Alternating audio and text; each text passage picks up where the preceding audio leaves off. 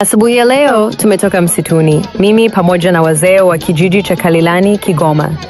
Tukiwa tumebeba mioyo ya heshima na jadi, tunasafiri kuelekea mtoni, mahali ambapo tutavuka kuelekea kwenye shughuli takatifu. Tukiwa kwenye mtumbwi, upepo mwanana wa ziwa unatusalimu, sauti za ndege na maji zikituimbia wimbo wa asili. Upande wa pili wa mto, maandalizi ya sherehe yanaendelea. Viongozi wa kimila, wanawake na vijana, wote wamejipamba kwa mavazi ya kitamaduni. Ngoma zikipigwa, nyimbo za baraka zikisikika.